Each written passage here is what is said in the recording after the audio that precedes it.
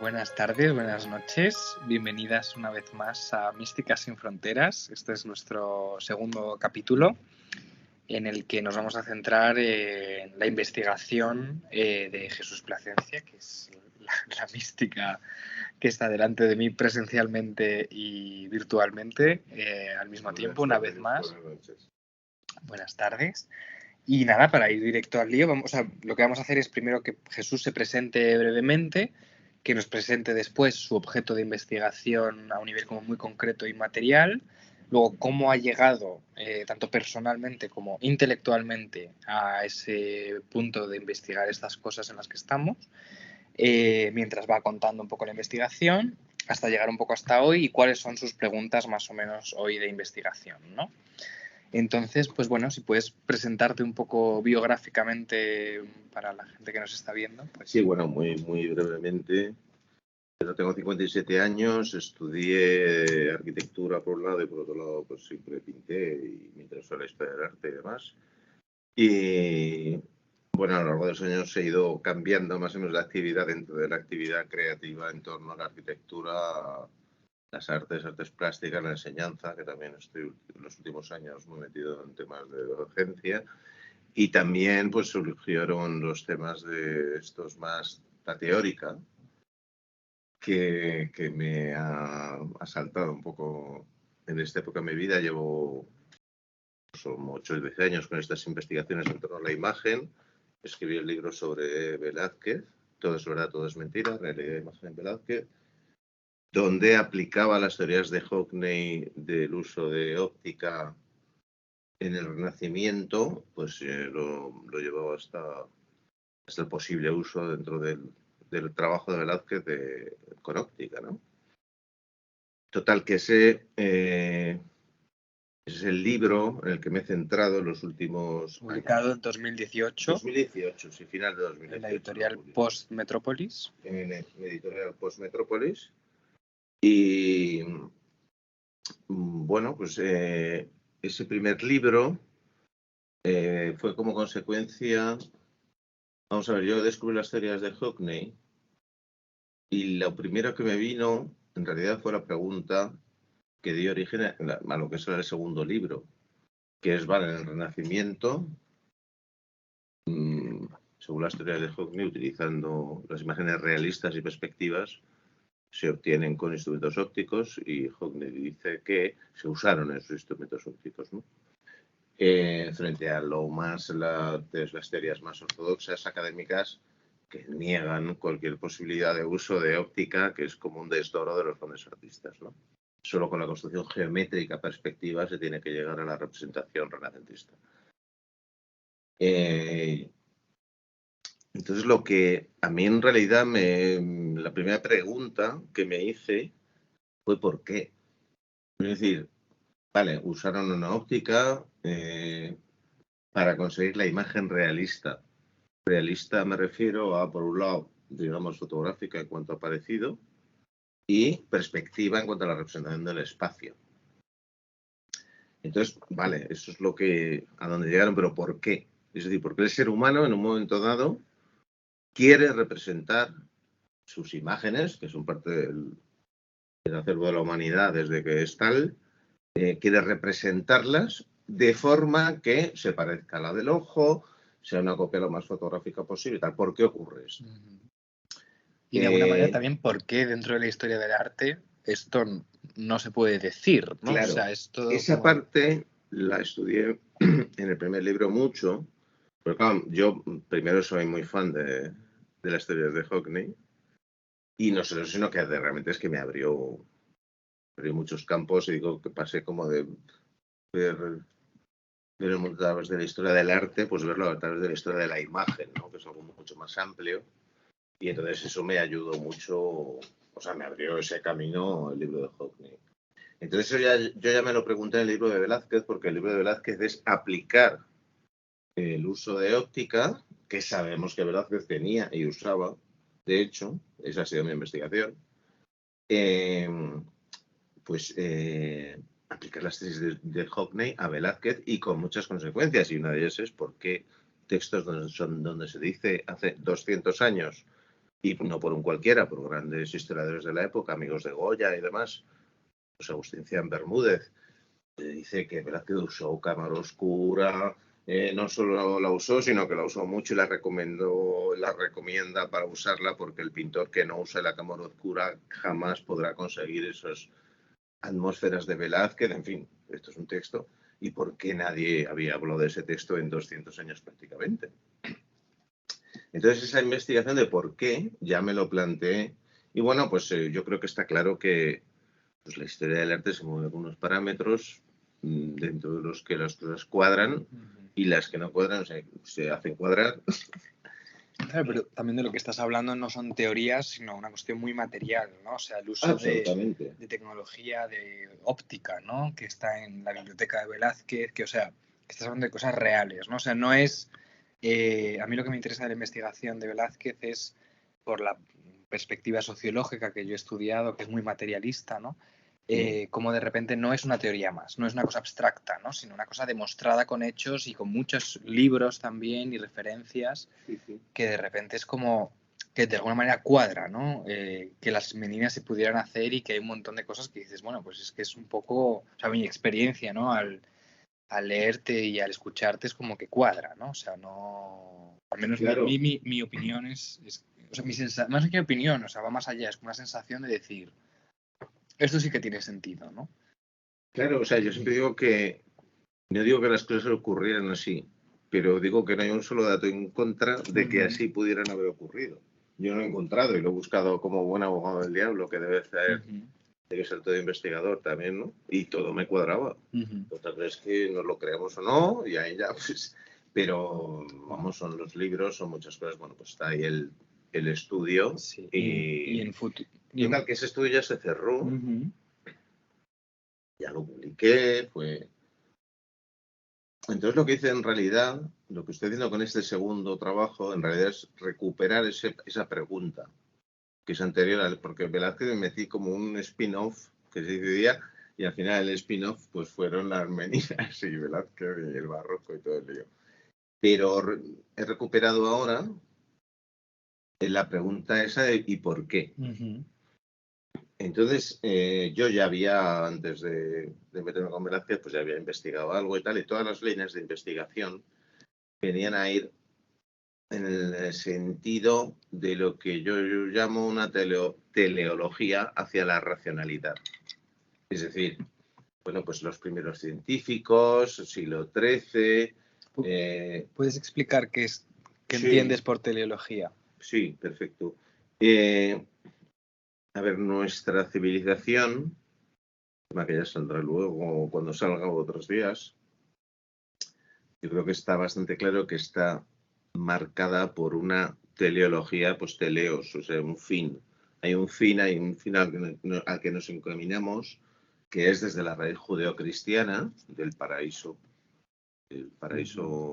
perdón, del juicio universal y de ir al cielo y todo esto, pues es una teleología, ¿no? Entonces ha impregnado toda nuestra civilización.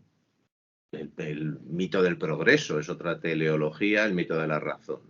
Entonces, dentro de ese mito del progreso y de la razón, la aparición de la perspectiva se plantea como uno de esos mitos de la razón, o sea, uno de esos grandes momentos del raciocinio, el Renacimiento. Entonces se inventa geométricamente, matemáticamente, una forma de representar el espacio según lo vemos, que eso es otro gran tema. También en el primer libro de Velázquez habló mucho de mirar y ver, hasta qué punto la perspectiva y la visión ocular es la misma, que no lo es una aproximación, para que nuestros oyentes se hagan una idea de una cosa muy fácil. Nosotros no podemos representar el globo terráqueo, que es tridimensional, en dos dimensiones, que es una superficie tridimensional, se llama no reglada. Tú puedes extender un cilindro, pero no una esfera. Vale, pues lo que ocurre con nuestra imagen retiniana y la representación perspectiva es exactamente lo mismo. Nunca va a ser igual, hay deformaciones. Pero es lo más parecido a cómo ve el ojo. Y sobre todo se puede poner en papel y se pueden deducir unas leyes geométricas que lo organicen. Ok. Bueno, pues la visión tradicional dentro de la historia del arte y en general de la historia académica es que eso es el resultado de una mente privilegiada que de pronto entendió geométricamente ese paso. ¿Okay? Entonces, bueno, pues yo empecé por ahí. Hay grandes estudios, y de hecho muy buenos, donde todo esto, de hecho, lo relacionan con otras culturas, que es lo que a donde lleva todo esto, por supuesto. Básicamente toda la cultura islámica que entró por las traducciones del sur de Europa en el siglo XII. Pero siempre destacan, digamos, los trabajos científicos árabes o anteriores griegos que llegaron a Toledo, como que parte de esa teleología, ¿no? Pero pasa una cosa que es que, claro, el señor que está en el siglo XII traduciendo un libro en Toledo no es ningún precientífico, ni sabe que él es parte de una historia de la ciencia. Él está en otras cosas. Eso tuvo su resultado, o sea, eso terminó derivando en la aparición de la ciencia y tal y cual, pero eso no significa que ese señor pensara con una, digamos, proyección teleológica hacia el futuro, al progreso y la ciencia. Entonces, ¿qué pasa? Que de hecho, cuando yo me puse a investigar, lo que salió no era ciencia, no era un pensamiento precientífico que dio lugar a la perspectiva, lo que salió fue mística. Pero mística por todos los sitios, quiero decir. ¿Qué entiendes por mística también? Claro. Cuando digo que apareció mística, es que, bueno, sabemos, y esto sí es parte de la historia más o menos académica, oficial, que los primeros brotes y primilumi, las primeras luces que dijo Giorgio Vasari, hablando de Cimabue, el maestro de Giotto, pues fueron con Cimabue y Giotto, que pintaron los frescos de la Basílica de San Francisco de Asís. ¿En qué año más o menos? Estamos hablando de 1295 a 1305. Justo bastante en el cambio de siglo, Cimabue un poquito antes. Pero sí, creo que hubo varios años. Claro, sí, por situarnos un poco. Pero sí, final del siglo XIII, principio del XIV. Entonces, eso parece que es el comienzo en la historia oficial de todo esto, que la cuenta Vasari y que hemos asumido bastante. Giorgio Vasari, un tratadista y pintor del siglo XVI, ya finales, que construye toda esta teleología del artista y tal. O sea, que una teleología también implica construir un origen, o sea, es construir un Claro, relato, claro. Que también hablábamos el otro día, Claro, ¿no? Como cada cultura construye un relato. Sí. Hablábamos más de la ciencia, ¿no? Pero como hay un origen y un fin. Por supuesto. Y no solo eso, sino que cataloga. Es eso decir, eso es lo que se hace. Estas cosas que tenemos nosotros ya tan incorporadas, que dentro de las artes plásticas hay las artes mayores, pintura, escultura y arquitectura, y luego artes menores aplicadas, mobiliario, decoración, esa división, que por supuesto solo existe en Occidente, porque un tiempo chino tiene el mismo valor que una seda china, que un cuadro chino. O sea, no hay esa barrera entre artes mayores y menores. Eso se lo inventa Vasari, por ejemplo. Se inventa el mito, pues eso, teleológico hacia Leonardo, Rafael y Miguel Ángel. En fin, construye lo que es la historia del arte clásica y somos hijos, queramos o no, aunque sepamos que es una construcción de Vasari, es muy difícil no pensar en el Renacimiento como Renacimiento, porque ya claro, ¿qué palabra utilizas? ¿No?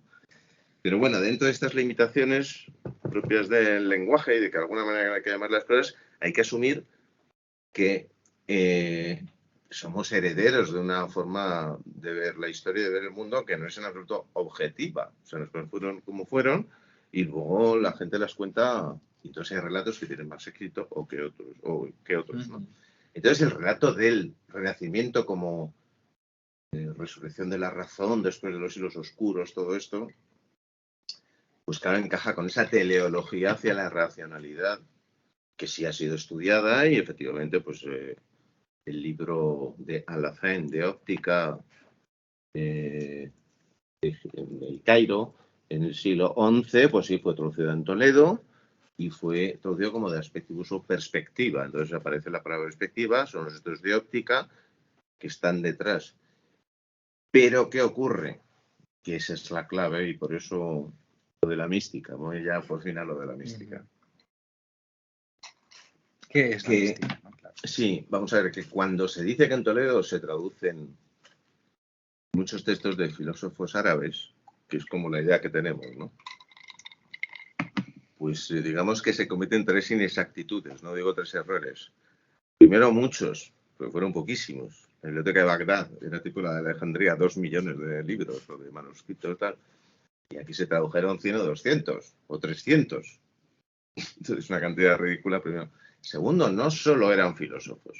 Es decir, la idea esta de que eran filósofos, científicos, tal, es que también se tradujo mucha mística y mucha obra de autores que están muy relacionados con el sufismo, que es a donde yo voy a ir, quiero llegar. Para hablar de mística, ¿no? Claro, claro. Porque donde empieza la cosa es en la mística sufí. Entonces, también se tradujeron a místicos sufíes en Toledo. Precisamente fue un traductor, Dominico Gondisalvo, Domingo Gonzalvo, para los amigos, que firmaba como Dominicus Gondisalinus, que junto con Ibn Daul, que era judío, y un tal Juan de Sevilla, que lo recuerda, un equipo de 3, que se tradujeron a Algacel, a Avicena, a Alfarabi. O sea, a grandes, no son científicos, no, son sabios. O sea, para mí es muy importante la palabra sabio. No filósofos, sino sabios. Eso es, no tanto filósofos, sino sabios. Es decir, incorporaban el saber místico, no había esa escisión entre filósofo y científico y sí, eran todo a la vez, digamos. ¿no? Para ellos era una unidad. Bueno, pues 3 de los autores más importantes de toda la mística sufí, pues resulta que lo traducen en Toledo también y llega, porque sabemos que llegó, a autores, estoy pensando en Grosseteste, Robert Grosseteste, en la Universidad de Oxford, que él es anterior a Francisco de Asís, pero que cuando empieza a aparecer el franciscanismo, empieza muy rápidamente a extenderse, influye decisivamente en la configuración del imaginario místico asociado a la luz que implica el franciscanismo, porque Francisco de Asís recibió los estigmas. Entonces, es una iluminación. Bueno, pues si te pones a tirar, porque los franciscanos, de pronto salió, bueno, pues empiezas a ver textos de Robert Grosseteste, entre otros, donde habla de la mística de la luz en unos términos que son totalmente sufíes. Pero vamos, es lo que yo estoy estudiando ahora y es lo que ya tengo pergeñado, veo que efectivamente hay tema. Digamos, hay muchos textos que aquello huele a mística sufí. Muchísimo. Entonces empiezas a ver trasvases de esos libros y resulta que la biblioteca de Grosseteste en Oxford está catalogado y documentado que estaba la mística de Algancel traducida en Toledo. Entonces empiezas a tirar y lo que hubo, digamos, lo que motivó el porqué de la perspectiva, un proceso que luego explicaré sucintamente, es la mística de la luz asociada al sufismo, pero a través del sufismo y canalizado por él de todas las místicas de la luz de los monoteísmos anteriores, y estoy hablando de zoroastrismo, el combate entre la luz y la sombra, judeo-cristiano, eres la luz, incluso podemos hablar del monoteísmo de Akenatón, que el nuevo dios es el sol, es decir, la luz. Entonces, todos los monoteísmos, la luz ha tenido un papel muy importante para definir las místicas asociadas a ellos, y eso lo canalizó la mística sufí. Y además muy heterodoxamente, muchos místicos sufíes, estoy recordando a Surabardi, que es, digamos, el que creó una escuela del sufismo que se llama, curiosamente, el iluminismo. Bueno, pues ahí Surabardi se declara deudor de Platón, de Jesucristo, por supuesto, de Mahoma, pero vamos, de una tradición de Zoroastro, de una tradición muy amplia, ¿no? Entonces, a donde voy es que esa mística de la luz que interpretan los franciscanos, y luego veremos qué pasa hoy, qué hacen con ello, es que es totalmente mística sufí de la luz. Vamos, totalmente, es lo que estoy viendo hasta qué punto es o no, pero vamos, hay temor. Vale. Pues, o sea, yo pensando un poco, ¿no? O sea, me interesa mucho nuestro proyecto de Místicas sin Fronteras porque para mí de alguna manera es todas estas referencias de las que yo nunca había oído hablar en mi vida. Ni yo, ni tú. Porque yo pensaba que lo que había detrás de la perspectiva era la racionalidad occidental. Claro. Y de pronto salió la mística. Claro. Yo fui el primer sorprendido. Claro, entonces, eso que tú has descubierto y que te sorprende y que es apasionante, y a mí me lo ha resultado durante estos 2 años en los que hemos estado hablando, ¿no? hablando así, porque tú y yo, o sea, nos estamos mirando la cara como siempre hacemos, ¿no? Es cómo se ha mezclado un poco mi vida de millennial y tu vida de persona de 57 años, De boomer. De boomer, que hablaremos ya en el futuro de esto también. Como yo de alguna manera que estudio mi generación, como que de alguna manera sé, o sea, soy muy consciente de cómo he ido yo recibiendo mi información y qué sabe, o sea, pues quién sabe quién es Donna Haraway, que es una cosa muy concreta y muy maravillosa, pero también muy concreta, o quién sabe quién es Rosalía, ¿sabes? No tiene nada que ver, ¿no? Y creo que eso, que es muy importante que esto que tú sabes lo definamos estos conceptos, ¿no? Como el de teleología o el de mística, ¿no? Que a lo mejor no son tan... Sí, yo los doy por sabidos claro. Y por tal, pero entiendo muy bien lo que dices. Entonces creo que de alguna manera lo que intento hacer ahora mismo es como que el concepto de mística, ahora mismo poniéndome en el lugar de una persona de mi generación, más o menos, ¿qué es? O sea, no me acaba de quedar claro porque, o sea, para mi interpretación en esta investigación compartida, es una cosa que tú llamas como el conocimiento secreto, ¿no? Que para mí es la magia. Sí, claro, todo eso. Claro, o sea, una manera de vivir la vida, que es esto que llamas mística de la luz y que está presente en muchas culturas y de alguna manera lo que todo el mundo puede llegar, ¿no? Que entendemos por mística y místicas, ¿no? Porque al final son muchas, ¿no? Desde que puede llegar alguien, o sea, una señora haciendo punto, a través del sexo, a través de la meditación o a través de la lectura o a través de mirar una imagen o una película. O sea, hay muchas maneras de entrar. O de sustancias psicoactivas, que claro, es una cosa que tiene una tradición desde los chamanes. Entonces, o sea, es esa sensación de presente importante en el presente eterno, eterno, se dice en la mística, con el que cada uno podemos conectar y con el que cada uno puede conectar. O sea, si hay algo universal es eso, ¿no? Sí. Y eso es lo que nos interesa, ¿no? Que por fin hay algo que no tiene fronteras, ¿no? Que es esa mística y esas místicas a la que cada persona puede llegar desde su lugar, ¿no? Y entonces, de alguna manera, esto lo llamas el conocimiento secreto, ¿no? Que es esta especie de... Bueno, no lo llamo yo, se llama no, sí, históricamente. Históricamente, ¿no? Esta sabiduría, ¿no? Esta manera de ver la realidad que te es transmitida y que te hace de alguna manera vivir la vida desde otro lugar que es como mucho más natural para cada persona en el mundo, ¿no? Esto tiene un recorrido histórico que es el que nos estabas presentando, pero a través de personas que realmente no conocemos, ¿no? Como Surabardi o Algacel, o sea, yo sigo sin tener o sea, sigo sin ubicarles, ¿no? Y eso que he hablado mucho contigo. Entonces, bueno, como que sobre todo esto que, o sea, ¿qué es? O sea, sí, voy a intentar bajar a la tierra. Un poco, y ya iremos extendiéndonos, ¿no? Sí, pero sí, porque son muchos nombres. Sí, vamos a empezar por el principio y vamos a decir lo que yo entiendo. ¿O cómo te ha llegado a ti esa sensación también? Sí, vamos a ver, lo que yo entiendo por mística, lo que se entiende por conocimiento místico, hay dos vías de conocimiento en general en todas las civilizaciones que nos han precedido. Una es conocimiento reglado por una religión que impone o que dicta unos dogmas que te tienes que creer nominalmente al menos y funcionas dentro de esa sociedad siendo cristiano o musulmán, porque estás dentro de una frontera y eres cristiano o musulmán y no se habla más. Más o menos eso regula una vida social, unos ritos, matrimonio, lo que sea. Y hay otra vía. Y la otra vía es la del conocimiento místico, propiamente, que es una vía interior y personal. Es decir, el conocimiento místico, que por otro lado, por supuesto, es inherente a cualquier ser humano, es preguntarnos el porqué de la existencia, de todo, del más allá, del más acá, qué sentido tiene esto, esto lo hacemos todos. Entonces, todos somos místicos, porque todos nos preguntamos.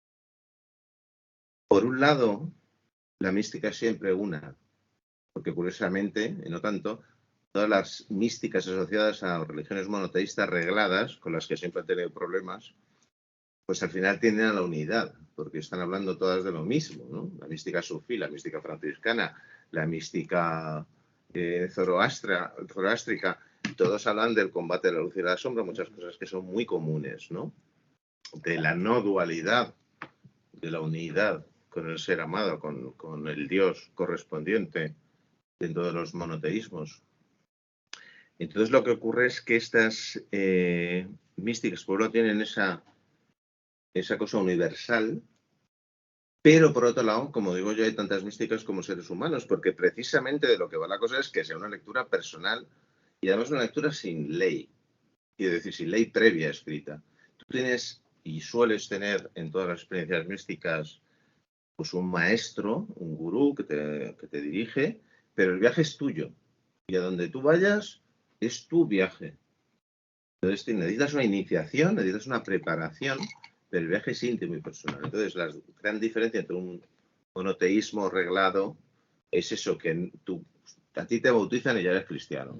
No, para ser incluido en los círculos místicos tienes que saber y tienes que estudiar y tienes que querer llegar a la perfección espiritual como persona, que incluye, por supuesto, el conocimiento, pero lo trasciende.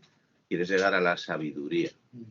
Entonces, eso es la mística para mí. Entendida de una forma amplia, pues vemos que la mística es cualquier relación personal de cualquier ser humano con lo trascendente, y lo dejamos ahí. Lo trascendente, que es lo que no es solo analizable por la razón o percibible por los sentidos. Claro, pero que de alguna manera, como ya anunciamos un poco, la razón es una mística, el cristianismo es una mística, o sea, de alguna manera es la creencia, ¿no? El creer y el preguntarte, el pedir a algo, o sea, estás pidiendo a la ciencia que acabe con la pandemia. Sí, o sea, por supuesto. Es una gran creencia, ¿no? Claro. Entonces, al final es como lo que hablábamos de que no puedes no ser espiritual. O sea, toda la relación con la realidad, por muy racional que parezca y nos hayan hecho creer en este trampantojo racional, es siempre mística. O sea, es siempre hacia un lugar, pero depende de qué lugar es, ¿no? Y el camino místico es interior, como decías, ¿no? No es una proyección, no es la imagen, no es el ego, que son... Claro. Sino es un espacio y un tiempo distintos también. Absolutamente, en el que tú creces. Hablamos de tiempo y espacio, pero claro, no es el tiempo y espacio cartesiano o kantiano de los relojes y los mapas, digamos. Entonces, ahora que yo creo que ha quedado un poco claro que ¿De qué estamos hablando? Es física, o sea, la mística para mí es como física y metafísica a la vez. O sea, que de repente se parecen en un espejo, que es a lo que quiero ir, que la física y la metafísica, ¿no? Hay algo que coincide entre cómo eres tú como persona y tu vida y tu trabajo y cómo se parece tu interior al exterior, o sea, tu relación con el interior y con el exterior, hay algo de eso, ¿no? De espejo. Y el espejo es al que quiero ir porque para mí es como el objeto material de la investigación. Sí, y de creo hecho, que esa charla te recuerdo que se llama Speculum, claro, que en principio es el título de mi libro sobre el tema, título de trabajo, pero vamos, que me gusta mucho y lo hemos llamado Speculum, espejo en latín, claro. Entonces, de alguna manera es la idea del espejo, la mística de los espejos, y yo creo que eso, independientemente de los autores, que están muy bien, y que nos iremos centrando también en cada uno de ellos en otro tipo de capítulos que haremos, para mí yo creo que queda muy claro para todo el mundo el viaje material del espejo y de la idea de espejo desde el sueño de Vishnu a Steve Jobs y el smartphone y Black Mirror, ¿no? Y la pantalla de los ordenadores, que no deja de ser un gran espejo. Eso es. Entonces, ¿cuál es ese viaje material? Claro. Ese viaje, la primera sesión, que fue un poco, decíamos, el programa piloto, de tocar muchos temas, un poquito por hablar un poco de todo lo que hablaríamos. Ya hablé de esto, pero vamos, lo recapitulo muy brevemente. Las dos diferencias de entender un monoteísmo desde lo reglado y desde la mística. Entonces, el monoteísmo reglado, el de los mandamientos y demás, pues dice que Dios creó el mundo de la nada. Eso significa que nosotros no tenemos, digamos, sustancia divina alguna. Es una cosa creada de la nada y ahí estamos, alojados en este valle de lágrimas y hasta que esto acabe y nos vayamos al cielo, esperemos. Pero ¿qué pasa? Que la aproximación mística al monoteísmo es radicalmente distinta, porque en la en la mística, dentro del monoteísmo,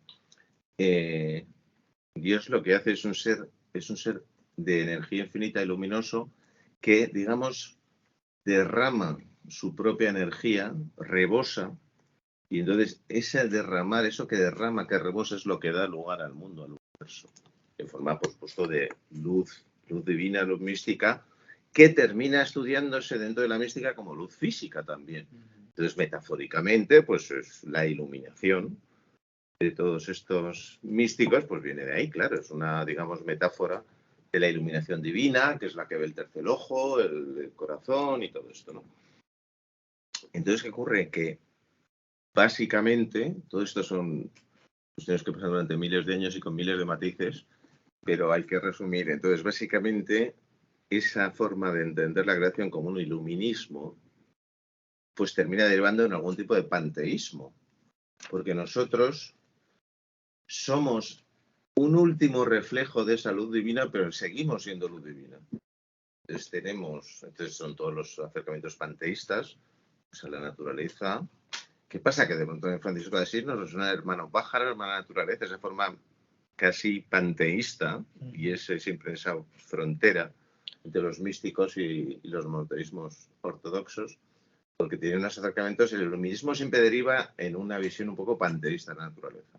En cambio, los monoteísmos dogmáticos en absoluto. Esto es sacro, perdón, esto es profano y no hay más que hablar. Esa piedra no tiene ninguna magia, ni ninguna mística, ni ninguna nada, ¿no? Y es en lo que luego se convierte la ciencia, es el extremo de eso, ¿no? O sea, somos hijos de eso, por supuesto. Claro, todo esto, entre paréntesis, otra de las cosas que entra muy en crisis es ese, por supuesto, nacimiento, hablaba también usted del nacimiento virginal de la razón. Pues parece como de pronto aquí de ex nihilo hemos dejado atrás etapas de estas míticas y mágicas y ya no creemos en esas tonterías y ahora somos racionales, ¿no? Bueno, pues otra gran... Bueno, eso no es ni una mentira ni una verdad, es una forma de contar el mundo. Pero obviamente detrás del intento de entender el universo racionalmente, pues yo creo que es una visión bastante idealista del asunto. Quiero decir, no me parece que sea muy razonable precisamente intentar entender el universo racionalmente, intentar agotar la explicación del universo racionalmente como pretende la ciencia, por ejemplo. O sea, también hay una mística ahí de ser dioses, de entender el mundo. Y predecir el futuro con porcentajes, con... Vamos, o sea, la astrología, la alquimia, lo que quieras. Ya no se llama alquimia, se llama química, ya no se llama astrología, se llama astronomía, pero lo que detrás es lo mismo. Entonces, con la perspectiva, precisamente, enlazo con ahí, porque es que pasa lo mismo. La perspectiva no terminó siendo un invento geometrizado para uso de pintores. Pero lo que está dentro de la perspectiva no es un intento de geometrización del espacio, es una forma de entender la mística de la luz a través de la imagen del espejo, de la que luego hablaremos. Claro, entonces lo interesante es que, de alguna manera, una de las grandes fronteras que personas como Alfredo Miralles, que también mencionamos en el anterior programa, Sí. que existen en nuestro mundo es entre ciencia y arte, ¿no? Y yo, por lo menos, o sea, soy creador y a la vez investigador. Entonces estoy manejando ambas cosas y todo tiene que ver en mi investigación y en mi creación. No hay diferencia. Bueno, es ¿no? que en Mística Sin Fronteras tenemos escrito eso que dice, todo es uno. Total. All is one, my friend. Entonces, claro, o sea, es que no hay barreras. Entonces es muy interesante, ¿no? Como, ¿cuál es la diferencia entre Velázquez y un científico? Que un científico está con un microscopio que es un juego óptico al final para ver la realidad de una manera y Velázquez está haciendo lo mismo, ¿no? También. Bueno, en concreto Velázquez. De Yo otra justo manera, en pero mi libro, es arte, pero ¿en qué el bosón es que yo el bosón de Velázquez Higgs es arte también? O sea, me has tocado un tema que me duele. Quiero decir, mi libro precisamente lo que reivindico es a Velázquez precisamente como científico, porque es un analista de la imagen que se inventa toda la posmodernidad, el uso de la imagen, el espejo, lo de que las meninas es una videollamada, porque está la imagen de para allá y la imagen de para acá. Esas cosas están en Velázquez, claro, bueno, es que has tocado precisamente Vamos, Que tiene mucho que ver, ¿no? Con sí, lo por que estabas supuesto, que la diciendo, de ¿no? estos participa de ese Claro. mundo de la mística del espejo, Pero por que, supuesto. pero que es muy interesante como la perspectiva, que es el otro objeto, también como el espejo, ¿no? El otro objeto de investigación es la perspectiva, ¿no? Como objeto de investigación. Pero es que ahí está la cosa, es que no es... Es arte y ciencia a la vez. O sea, genera una serie de representaciones visuales que entendemos como arte y una serie de representaciones matemáticas y vitales.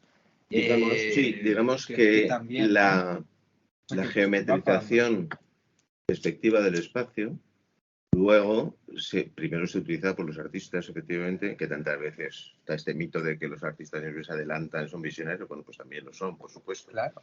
Y este es uno de esos casos, porque eso, si luego le quitamos el arte, para decirlo así, y dejamos la estructura geométrica, es que eso es el espacio cartesiano. Y eso es el a priori kantiano de tiempo y espacio. Entonces, claro que tiene mucho que ver. Lo que ocurre es que me quedo con una cosa que has dicho antes, que es que, claro, están por un lado la vía de los espejos y por otro la vía geométrica de la perspectiva. Claro, Ese es el quid de la cuestión. Los dos objetos. Claro. Porque una cosa es la mística de los espejos y la otra la profanación. Claro, es que la historia es que no son dos caminos diferentes. Claro. Eso es lo que yo me he encontrado y por eso relaciono la aparición de la perspectiva con los estudios de la mística de la luz en los franciscanos, en la tradición ya cristiana. Entonces resulta que es que una cosa viene de la otra. Es decir, no es que frente a una mística de la luz aparecieran los primeros científicos y definieran un espacio geométrico ex nihilo, digamos, empujados por la razón. No, no. Es que el espacio que define la mística franciscana es el espacio perspectivo. Entonces está impregnado de mística absolutamente. ¿Qué me pones? Que quedan 10 minutos. 10 minutos. 10 minutos. Perfecto. Queremos hacer programas de 40, 45 minutos. Sí. Así. Vale, entonces es la mística de la luz la que se termina transformando en perspectiva. Muy rápidamente, ¿cómo es esto? Porque esto no es una metáfora. Esto es un hecho real, que es el siguiente, y que voy a intentar resumir muy brevemente. En los monoteísmos está la ambigüedad de que, por supuesto, la realidad con mayúsculas, que digo yo, es la del más allá, la del cielo, la de Dios, y nosotros somos un reflejo, somos hechos a imagen y semejanza. Entonces, esa ambigüedad entre que somos imagen, luego no tenemos realidad propia. Solo existimos porque hay algo de lo cual somos imágenes, como cualquier imagen, no tiene realidad propia, entre comillas, porque es imagen de algo siempre. Entonces, nosotros solo existimos como imagen de algo. ¿Qué ocurre? Que en el espejo plano, la imagen que se crea, a diferencia de la imagen del arco iris o de las cámaras oscuras, las que se producen dentro de las cámaras de fotos analógicas, la diferencia es la imagen del espejo plano es virtual. Es decir, no tiene luz propia. Es decir, hasta que no hay un ojo que ve, ese espejo no refleja nada, luego no se puede considerar un espejo, es una imagen virtual.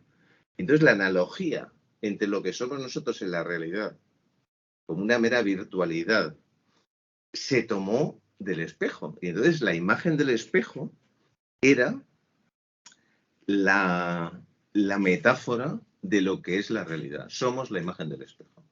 ¿Qué ocurre? Que es lo que estoy estudiando ahora y pues resulta ni más ni menos que lo siguiente, que si tú desde un sitio fijo ves una imagen en el espejo, una calle que se proyecta ahí detrás, y tú desde un sitio fijo haces unas líneas, marcas las líneas principales, tú tienes un dibujo geométrico que es idéntico a un dibujo perspectivo. Entonces, si estamos hablando de la mística del espejo y de la mística de la luz de los franciscanos, y ellos ponen constantemente la imagen del espejo, y la imagen del espejo es una imagen perspectiva, y esa imagen perspectiva es la que triunfa en el entorno franciscano, pues blanco y en botella. Para mí está más claro que el agua que la imagen perspectiva viene de la imagen del espejo, que es una imagen perspectiva. Más allá de eso, el otro dato. Entramos ahora con David Hockney. la luz asociada, porque la imagen perspectiva es geométrica, es una red geométrica, no tiene luz. Pero resulta que ¿qué luz se ha incorporado a la imagen perspectiva? La de la cámara oscura. Eso es lo que estudia Hockney. Es decir, la de instrumentos ópticos. Es decir, la imagen, lo que nosotros entendemos hoy día por una imagen realista perspectiva es la geometría de un espejo y la luz de un espejo, de un instrumento óptico. Es decir, nuestra imagen de la realidad hoy día viene de la imagen del espejo, idealizada, mistificada por los franciscanos, que lo tomaron de la mística sufí. De hecho, un resumen bastante digno de todo el tema. Sí, entonces, para encajar un poco, en resumen, ¿no? Un poco, que si es un poco más de 45 minutos no pasa nada, ¿no? Sí. Para llegar un poco a dónde estás ahora, ¿no? Con la investigación, ¿no? Cómo todos estos temas se han convertido en este libro que estás escribiendo y del que Místicas sin Fronteras... O sea, el proyecto es Místicas sin Fronteras y sale tu libro, sale mi tesis, claro, y salen muchas cosas, ¿no? Y muchas no las sabemos ahora mismo. Entonces, ese libro en el que tú estás focalizándote de esa manera, que se titula Speculum, y que es el título de este vídeo, el título actual es Las raíces místicas de la realidad virtual. De la realidad virtual, claro. Pero querías centrarte un poco en ese viaje de Zoroastro a Brunelleschi, claro. y a cómo, o sea, me interesa cómo, estamos hablando de espejos y de perspectiva. Sí. Brunelleschi y Alberti es donde se mezclan espejos y perspectiva, ¿no? Sí. Entonces, ¿cuál es ese viaje en concreto, ¿no? Poniendo la lupa ahí. Sí, vamos a ver. O sea, hay una parte. Este libro, que en principio se va a llamar Speculum, tiene un subtítulo que es Las raíces místicas de la realidad virtual, que es de lo que quiero hablar ahora sí ya para cerrar, cómo llego a la realidad virtual del presente. Eso es. Pero también tenía un título profesional que era de Brunelleschi a Zoroastro. Entonces, lo que he estado hablando es de Brunelleschi y Zoroastro, lo que hemos estado hablando hasta ahora, ¿no? Entonces, ahora quiero hablar del subtítulo que es Las raíces místicas de la realidad virtual. Primero hay una conexión que no hay nada que demostrar porque es evidente entre la perspectiva y la realidad virtual que entra por nuestros ordenadores. Quiero decir, cualquier videojuego está hecho con las mismas perspectivas que estableció Alberti en 1435. Entonces, bueno, pues es evidente. Y además con la intención de virtualidad, de engaño a los ojos, de suplantación de la realidad, todas estas cosas, pues está claro que viene ahí. Entonces, ya solo por eso, esa imagen perspectiva, esa imagen virtual del ordenador, tiene una mística, porque precisamente lo que trabajo es cómo la imagen perspectiva nace de la mística de la luz. O sea que ya por ese lado, mínimamente no ya intuye, sino que se puede afirmar que la imagen, que la realidad virtual implica una mística. Pero es que más allá de ello, y ahí es donde enlazo también con tu investigación, hay un recorrido de la mística en el Occidente. La mística no es que fuera superado o tal, sino que fue pues, exterminado por los poderes, primero sobre todo por la Iglesia, los gnósticos, los cátaros, todos los movimientos místicos, Giordano Bruno, pero luego también, ciertamente, la razón también ha sido muy enemiga de la mística, ¿no? Entonces todo esto pues se quedó arrinconado y bueno, pues dio lugar a ese positivismo del siglo XIX y a las barbaridades famosas de principios del siglo XX. Entonces, justo como reacción a esas barbaridades, pero también ya con gente que se había anticipado a una visión más integral, en Occidente se había quedado muy atado pues, a lo occidental, a lo material. Entonces ya empezó a haber una corriente a principios del siglo XX, sobre todo Carl Gustav Jung, que empezó a trabajar pues, en la relación con lo oriental, con Oriente, con la mística, con tantas otras cosas. Porque hasta ese momento prácticamente nadie había conectado, o sea, había habido todo tipo de conexiones, que es de las que estábamos hablando, pero no había revivido de manera La mística estaba o a resguardo dentro de la iglesia o cuidado porque te quemamos. Pero sí que hay, yo los llamo como islas en el océano de racionalidad. Entonces hay David Bohm, creo que se llama, sí, Swedenborg, un sueco, William Blake, es uno de los más famosos místicos, pero como aislados totalmente de lo que era Occidente cuando se estaba formando, ¿no? Pues por situarnos un poco, la historia de Giordano Bruno, por ejemplo, es muy interesante ver cómo cómo trata, por ejemplo, el cristianismo a estas místicas, que es que se extermina. Lo que de repente, claro, se extermina, pero la historia de Giordano Bruno, ¿no? Que de repente está mirando el cielo y dice algo así como de que todo es infinito. Bueno, es que fue porque... una epifanía, ¿no? Que es lo que llama el cristianismo, epifanía del Señor. Pero es una epifanía que resulta que es lo que de momento consideramos realidad, que todos esos puntitos son cada uno soles. Y eso es lo que el primero que lo dijo fue Giordano Bruno, y no le quemaron por eso exactamente, pero vamos, por toda una trayectoria donde estaba muy en todas las líneas heterodoxas místicas y al final no se quiso retractar de ciertas cosas y le quemaron. Pero claro, fue el primero que dijo que lo que veíamos... O sea, como que de alguna manera decir exactamente lo mismo que estábamos diciendo ahora hace 800 años era, o sea, que eso es parte de Internet, del mundo en el que estamos ahora, que es de lo que hablaremos con relación a mi investigación, ¿no? Como hay una democratización, o más que democratización, una universalización de una serie de enseñanzas, de sabidurías, que a través de YouTube, por ejemplo, y de tener a una persona como Krishnamurti o todos los maestros del mundo, ¿no? Y un acceso al conocimiento. Y por yo lo llamo irónicamente, muchas veces contigo, mis cibergurus. Pero es que realmente estoy escuchando conferencias de... O sea, no he tenido la suerte de ver en directo a tanta gente, pero es que los veo y son auténticamente gurús. Claro. O has escuchado a Miles Davis, por ejemplo, que es algo que, o sea, a todos los niveles. O has visto una peli de Tarkovsky o de Pixar, ¿sabes? Por supuesto, sí. Lo que, bueno, una vez más, lo que significa Internet.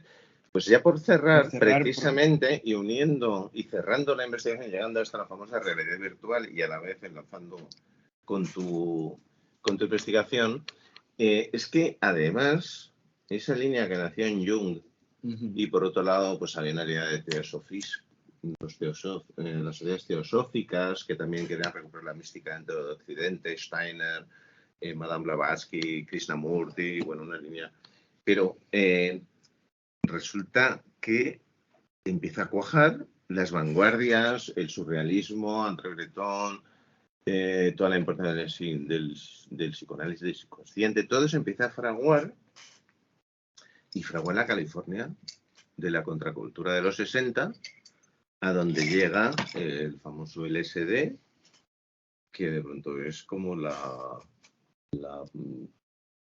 el maná, ¿no? O sea, no el maná, ¿no? El soma, ¿no? De las tradiciones védicas. Pues esa sustancia que te pone en contacto con otras realidades.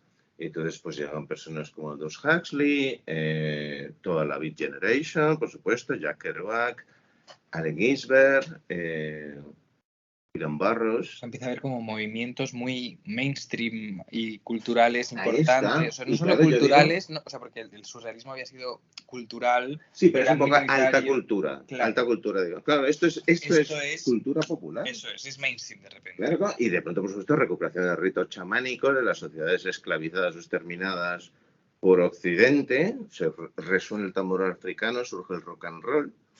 Bueno, y por supuesto, los viajes a la India de los Beatles, que de pronto los Beatles que habían dicho aquello que casi les cuesta la vida, de ya somos más famosos que Jesucristo, pues resulta que esos tíos que son más famosos que Jesucristo se van a la India, aparte de todas las experiencias lisérgicas, pero tuvieron un acercamiento muy serio, o sea, pararon su carrera y se fueron a la India. Entonces, bueno, todo esto terminó cuajando ni más ni menos que en Steve Jobs, que es absolutamente hijo de esa cultura. En la misma California, el famoso garaje donde tal, está a pocas millas del primer templo budista abierto en San Francisco en 1854 por la inmigración china. Pero vamos, es el caldo de cultivo que hay, y de ahí nace Steve Jobs, que lo que quiere, ya hablamos el otro día justo del Whole Earth Catalog, es tener una aproximación mística a la tecnología, es decir, bajarla a la persona. Que ya no sean las instituciones regladas, porque eso nos ha llevado al botón rojo de la bomba atómica, por resumir. Entonces, lo que busca, y además ves las primeras declaraciones de Steve Jobs en los 70, y dice, no, es que lo que tiene que ser es personal. Entonces, bajar la tecnología no es un proceso natural, es una cosa que alguien que quería. Steve Jobs estuvo medio año en la India, justo antes de empezar con Apple. Entonces, era bajar la tecnología a las personas y que se crearan comunidades virtuales, que se crearan cerebros globales donde ya somos todos sujeto y objeto, todos estos temas. Entonces, ¿qué pasa? Que eso lleva hasta el famoso smartphone de 2011, donde tenemos en la mano un objeto que es la puerta, como dices tú, puerta de entrada al infinito. Entonces puede ser, también está la analogía de la biblioteca borgiana, ¿no? ¿Y qué es un espejo?